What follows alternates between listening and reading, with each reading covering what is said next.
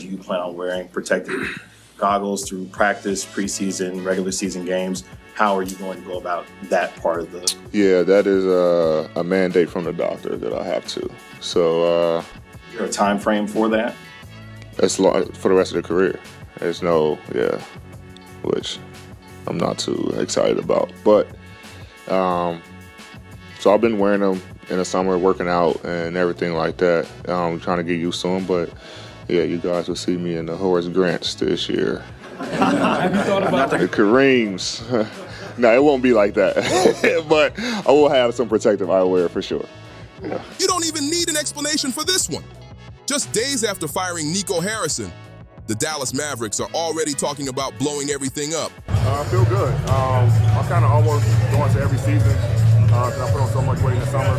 And then by the time, like November comes, I lose like 255, 258. So I never want to come in at my playing weight because then I lose weight during the season and I'm too small. So I try to go, I lose about 10 to 12 pounds like very quickly during camp. I already lost 5 pounds. All the running and playing, so I'm never concerned about that. I feel great, moving great, so I feel good. And this isn't some tiny lineup tweak. This is a full-blown roster demolition. Word is, they're looking to ship out Anthony Davis, flip Klay Thompson, and might even trade Kyrie Irving once he's back from that torn ACL. Do you take any issue with this strategy? I do. One, because you have a rookie in Cooper Flag who's your #1 pick that's coming in, and what kind of example is that to show him? 2, you're in a tough Western Conference that's loaded. 3, you was traded for an international superstar, and you are that guy on this team right now. You need to come into camp in shape. I'm very disappointed, or a little disappointed, in Anthony Davis, because I thought he would come in and be on the mission. Dallas is reportedly ready to tank hard for the 2026 draft and finally build around Cooper Flag the right way. Not too long ago, Anthony Davis was supposed to be that guy, the one who justified trading Luka Doncic. He was hyped up as the defensive monster, the franchise changer, the missing piece to take Dallas to the next level. But now, George, Anthony Davis will miss his 7th straight game tonight with that left calf strain. That is because Mavericks Governor Patrick Dumont has requested medical data indicating there is no risk of aggravating that calf strain, or worse, like we unfortunately saw with Tyrese Halliburton. An NBA exec told ESPN's Tim McMahon that the Mavs don't even know what AD's trade value is anymore. That's wild. Honestly, that might be what keeps Rob Pelinka employed for life, because somehow he pulled off one of the craziest trades ever, moving a player with almost no value plus a pick and a swap for a top 5 once-in-a-generation superstar. Anthony Davis, I told you, the Lakers can't win this series. Forget about the championship. They can't win this series without street clothes. I'm not even. You want to explain that? I call him Anthony Street Clothes Davis because he's always in street clothes.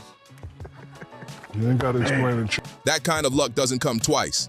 AD's fall off has been brutal. From being seen as Luka level worth to maybe not even fetching 2 first-round picks now, that's a steep drop. With his constant injuries, weight problems, huge contract, and being 32 years old, he's one of the hardest stars in the league to move, and Dallas is about to find that out the hard way. Brett Siegel from Clutch Point said that even before Harrison got fired, the Mavericks were quietly checking the market to see what Klay Thompson could bring back at the trade deadline. That was just last week. But now that Harrison's gone, those quiet whispers have turned into full-on trade talks.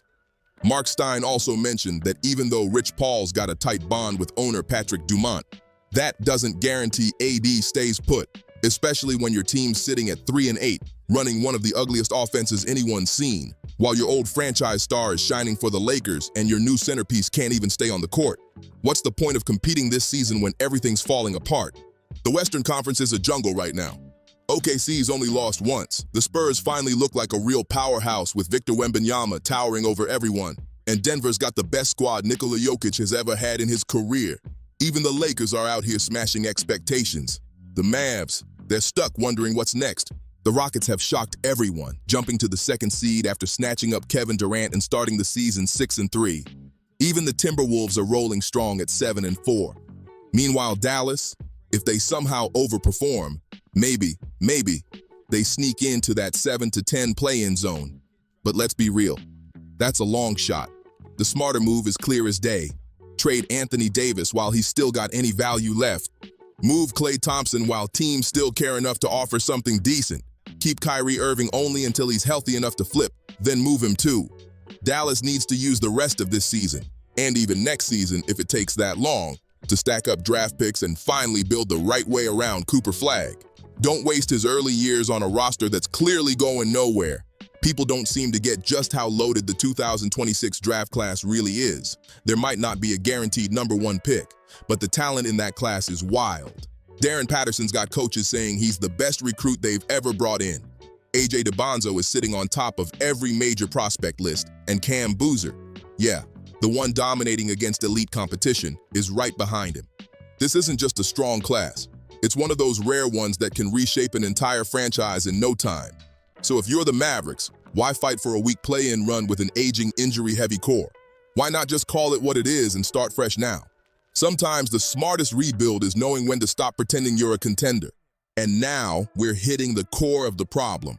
What's Anthony Davis actually worth in a trade right now? That's where things get real messy for Dallas. AD's missed 6 straight games with a left calf strain and has only played 5 total this season.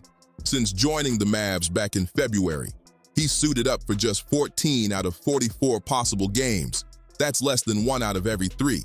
How can any front office build around a star who can barely stay on the court? And it keeps getting worse. Davis came into training camp out of shape after undergoing eye surgery for a detached retina, and reportedly added around 15 pounds. For a team that just bet its future on him, that's a major red flag. Jumping from 253 to 268 pounds. Yeah, you read that right. Photos from practice made the weight gain crystal clear. And even now in November, he's still battling those same soft tissue problems. The irony in this whole situation is almost unbelievable. Dallas traded Luka Doncic mainly because they claimed he didn't take his conditioning seriously enough. Nico Harrison literally pointed to Luka's fitness as the reason for making the move, but look where that got them. Their new franchise piece shows up heavier than anyone expected, gets hurt almost immediately, and still hasn't found his rhythm.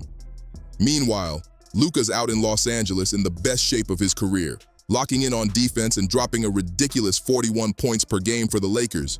You can't make this stuff up, and here's where it gets even more wild. The same exact issue that Dallas used as an excuse to ship Luka out is now haunting their own new superstar.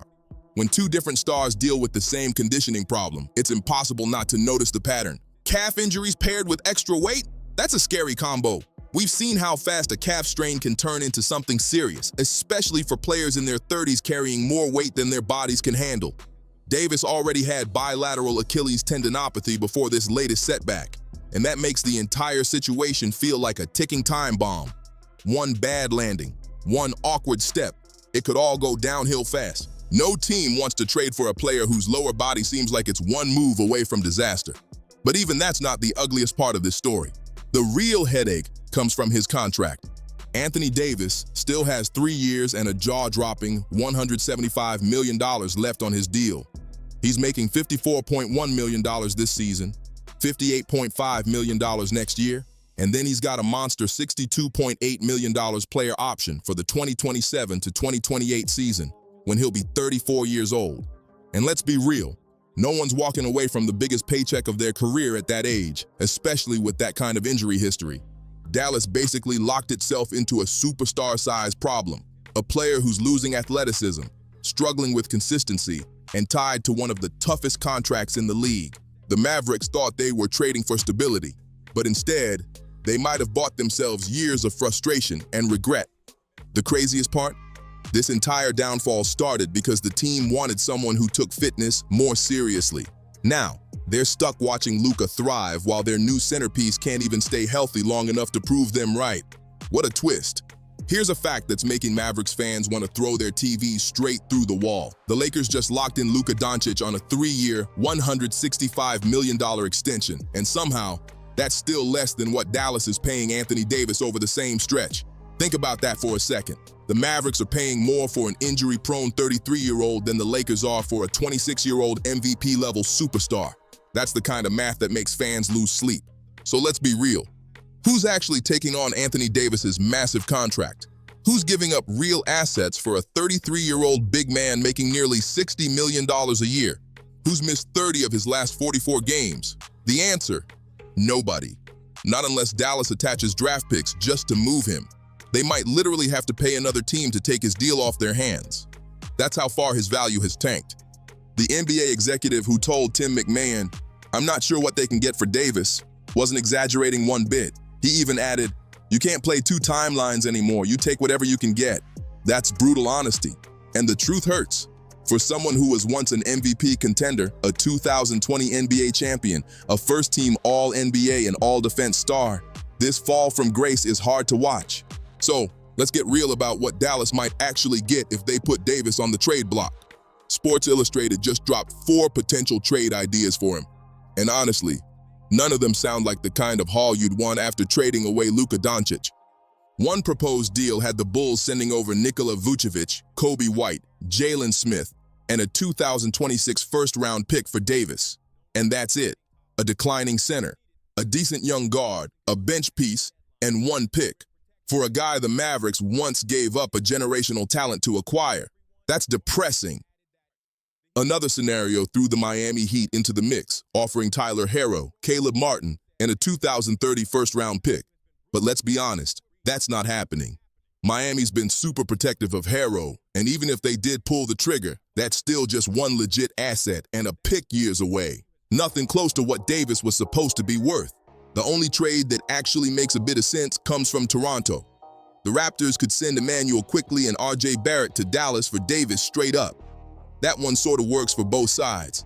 Toronto would finally get a starter pair with Scotty Barnes, and the Mavericks would land 2 younger players who actually match Cooper Flagg's timeline.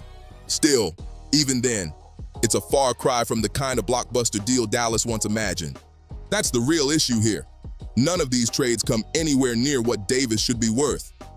Dallas traded away a 25-year-old generational superstar for him, and now the best they might get back are 2 borderline all-star types, or a random mix of role players and a single pick.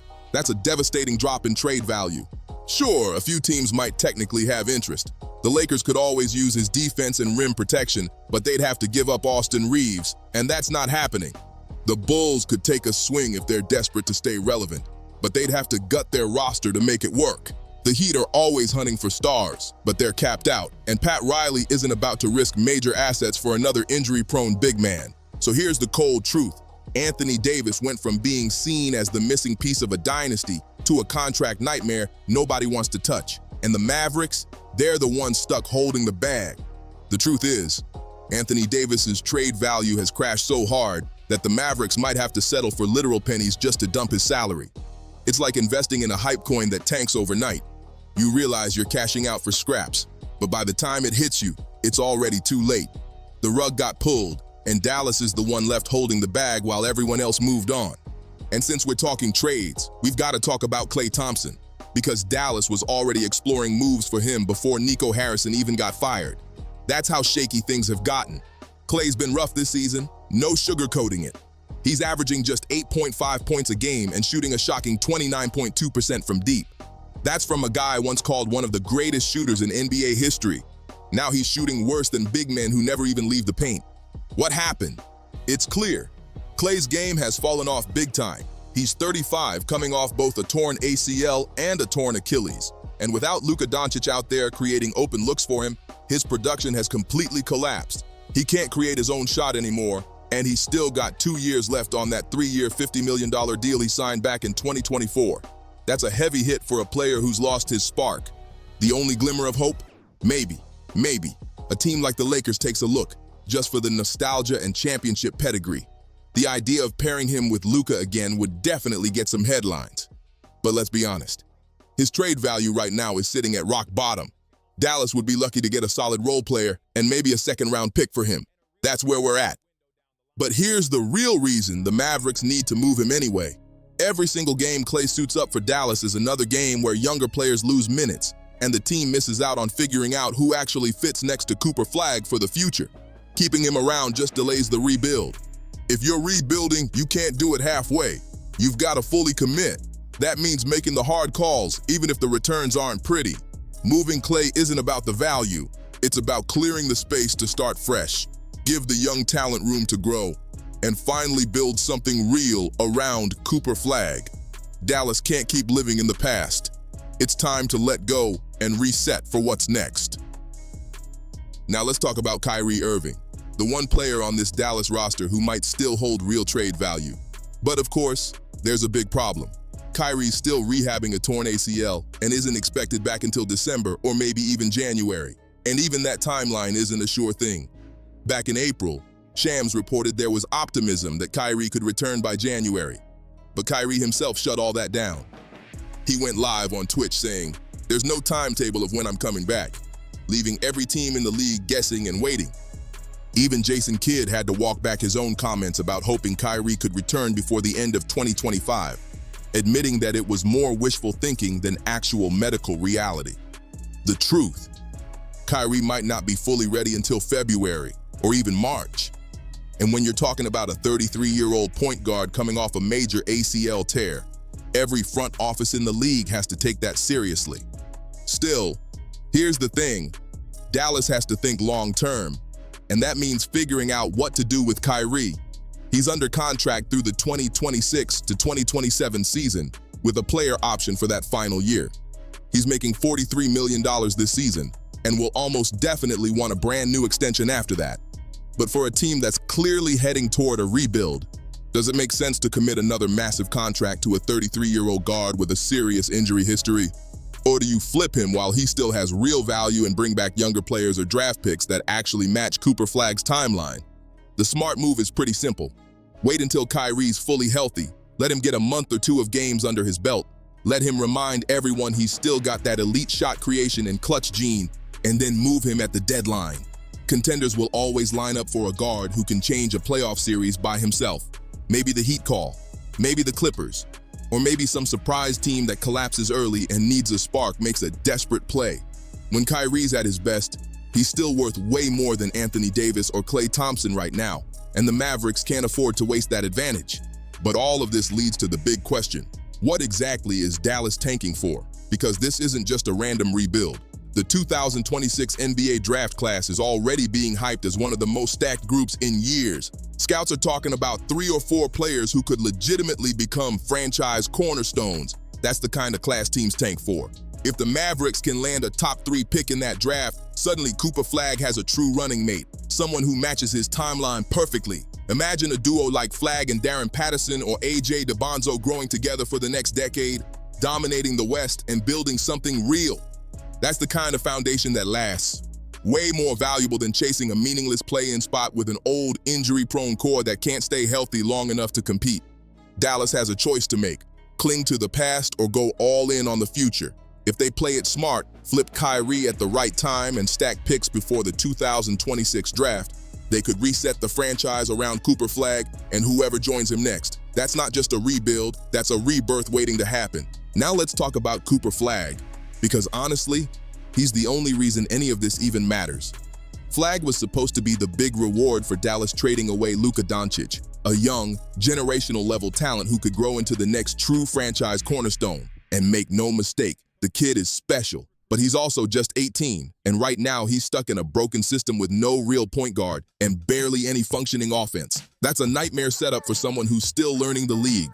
From day one, Dallas has completely misused him. Jason Kidd tried to turn him into a primary ball handler when that's not even his natural game. Without proper spacing or anyone who can create shots, Flagg's been left trying to do everything himself. It's almost impossible for him to look like the player he's meant to be. That's a tough position for any rising star, especially one who's supposed to be the face of the franchise. But now that Nico Harrison is gone, Dallas actually has a chance to reset everything. If the Mavericks move Anthony Davis, Klay Thompson, and eventually Kyrie Irving, it could check off all the right boxes for a complete rebuild. First, it clears a massive amount of cap space for when Flagg is ready to truly compete. Second, it stacks up draft picks and young players who actually fit his timeline instead of holding him back. And third, it gives them a real shot to bottom out in 2026 and grab him a true co-star, someone in his age group, not aging vets trying to squeeze out a few more years. Look at what the Thunder did. They traded away everyone, stockpiled a mountain of draft picks, and now they've built one of the strongest young cores in the entire league, all hitting their prime together. That's the blueprint, not this half-baked win-now strategy with mismatched pieces that can't stay healthy. Dallas finally has the opportunity to do it right this time. They've already got a generational talent in Cooper Flagg. They could position themselves for another elite prospect in the 2026 draft. And by moving their older, expensive vets, they can clear huge cap space to shape the future around him.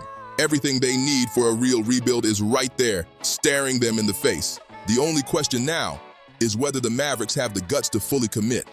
Do they have the nerve to tear it down, trust the process, and build something real around Flagg? Because let's be honest, the best-case scenario for keeping this current roster together is sneaking into the play-in and getting bounced immediately. That's not building. It's surviving. If Dallas wants to become dangerous again, they've got to stop patching holes and start building from the ground up, with Cooper Flagg as the foundation. Maybe the Mavericks finish 10th, maybe 11th. Maybe they miss the playoffs completely. It doesn't even matter. They're not competing. They're nowhere close. And every single game they waste sitting in this no man's land is another year of Cooper Flagg's development slipping away, while their older players keep losing more and more trade value. The longer they drag their feet, the worse it gets. Anthony Davis misses games, and every missed night drags his value lower. Every loss that stacks up pushes him closer to 33 years old, still holding on to that massive 3-year, $180 million deal. His value is never going to be higher than right now. If Dallas waits until the trade deadline, it drops again. Wait until summer, and that contract might become unmovable. That's how fast this whole thing could crumble. And Klay Thompson, he's no safer. His value's already near the floor, and if he keeps shooting 29% from 3 for a few more months, nobody is touching that deal. Not even as a salary dump. Meanwhile, Kyrie's recovery keeps dragging on, and every delay makes the league wonder if he'll ever look like the same player again. Every extra week adds more doubt, more hesitation, more questions. Doing nothing is the worst possible option. Staying stuck puts the Mavericks in the nightmare spot every NBA team fears. Too good to tank for picks, but not good enough to actually compete. That's basketball purgatory. That's how you waste Cooper Flagg's prime years and end up right back at square one after all the chaos, all the trades, and all the hype. It's wild to think about. Just 9 months ago, Nico Harrison traded Luka Doncic for Anthony Davis and told the world this was about building a defense-first contender. 9 months ago, Dallas was selling a new era, a bold, powerful duo of Davis and Kyrie Irving to lead the team into the future. But now, Harrison's gone. The Mavericks are 3-8 and spiraling fast. Anthony Davis has played just 14 of 44 possible games and is worth a fraction of what they gave up for him. Klay Thompson looks completely washed, Kyrie is out indefinitely, and Cooper Flagg, barely 18 years old, is being forced to carry a broken roster that doesn't even fit together. This isn't a rough patch. This is a full-blown failed experiment. And the only way out is to admit it didn't work. Tear it down and start over. The real question isn't if the Mavericks should blow it up. It's whether they have the guts to actually do it. Because trading Davis means admitting the Luka trade was a disaster. Trading Kyrie means facing the truth that short-term wins aren't worth chasing anymore. And tanking for 2026 means taking real losses for a season or two. But that's still the smartest path forward. Right now, Dallas is trapped between two timelines. They're not young enough to rebuild right, but not good enough to chase a title. That's the worst place you can be in the entire league. One path leads to years of bland, forgettable basketball, wasted picks, shrinking trade value, and eventually Cooper Flagg getting frustrated enough to ask out. But the other path, that's where things get exciting again. A full reset, another elite 2026 draft prospect, a young core that actually shares a timeline, cap space, and a real championship window down the line. That's what's possible if Dallas finally makes the tough decisions and commits to the future. So now it comes down to this. Do the Mavericks have the heart to pull the trigger? Do they have the courage to stop pretending this core works and build something that actually does? Because the clock's ticking, and Cooper Flagg's future depends on it. This whole situation in Dallas is getting crazier by the day. What do you think happens next? Do they blow it up completely? Do they try to patch it together one more time? Or has this rebuild already been written in stone? Drop a comment and let me know how you see it playing out. And hey, if you enjoyed this breakdown, don't forget to like, share, and hit that subscribe button for more wild NBA stories coming your way. There's plenty more drama, deep dives, and shocking twists waiting on the channel, so go check out the next video and keep the story rolling. See you in the next one.